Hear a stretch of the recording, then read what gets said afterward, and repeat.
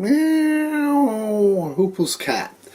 This is a PowerPoint presentation, and because of the advances of technology over the last few years, I figured I would actually show it to you. So antibiotics are not miracle bullets to kill all infections.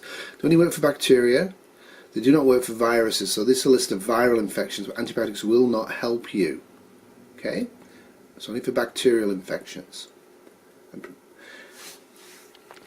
So human antibiotics is what you should try and get and store. That's probably the best thing. These are different classifications of antibiotics, so you can have an idea of what you've actually stored and what they can be used for.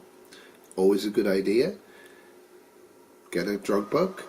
Most people are using pet antibiotics, and I've got some and I'm going to show them, and I think they're a good idea with some caveats. Price is one of them.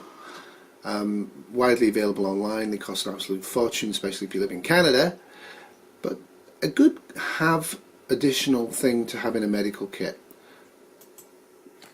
So using a nursing drug book and a nursing assessment book and other things, pathology books, you want to treat gram-negatives. You really do. They'll kill you. Gram-positives probably won't. So you're not sure what you're looking at, you treat with gram-negative and it doesn't work, add in a gram-positive. Doesn't hurt to add in. If the bowels are open, if the stomach has been open, assume gram-positive and go straight for gram-positive. But have some basic assessment skills. So diagrams like this frighten people. Lots of Latin, it's confusional. It's fairly straightforward. You don't need that many types of antibiotics. Basic antibiotics will do basically coverage for certain areas like chest. Infections of the chest is one of the big killers. Have a look at this slide, have a think about what it means. It's a nursing slide, and I recommend nursing rather than medical text for this. So you have the antibiotic and you have what it's used for, which is what you need it for, and this is a list of antibiotics. It's basically 6 types of antibiotics, don't worry about that. You're looking for certain types of antibiotics to do certain things. So you need to look at what you actually have in your bag and what you can actually use. The antibiotic is specific to a large degree. I recommend is you type up a 1-page list. If you have penicillin, what penicillin is used for, what the doses are for. Write it down. What the side effects are. Write it down, keep it with the penicillin. Try not to memorize this stuff, it's going to be hard. Amoxicillin is one that I don't have currently, which I actually believe we should all have. There's another one I do not have currently, which is flucloxacillin. So when I looked at the ones I bought, I wasn't really thinking that hard about what I was buying. Amoxicillin and flucloxacillin are what I would add to the 6 or 7 I have. And these are the reasons why. They cover things that I want covering in grid down, specifically burns through fluclox as well as other things.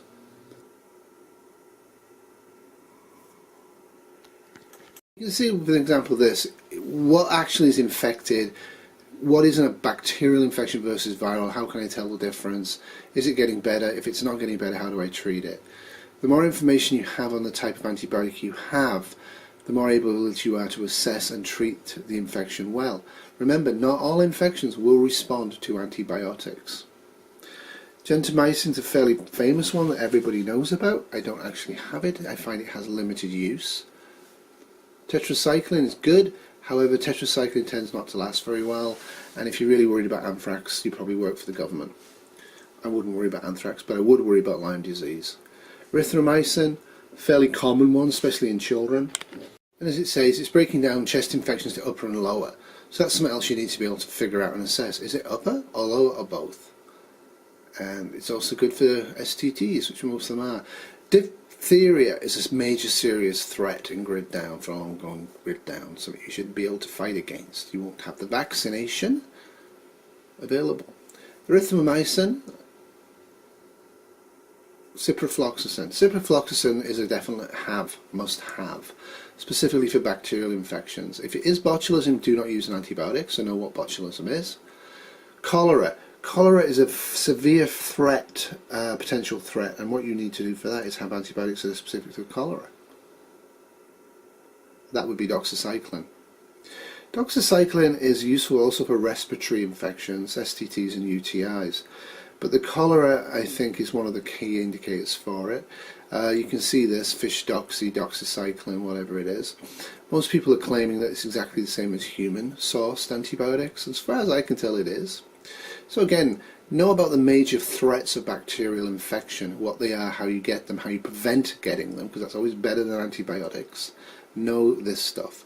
Pneumonia is going to kill most people, I think. Waterborne diseases will kill, but I think pneumonia is going to kill a lot of people off in the earlier stages of grit down.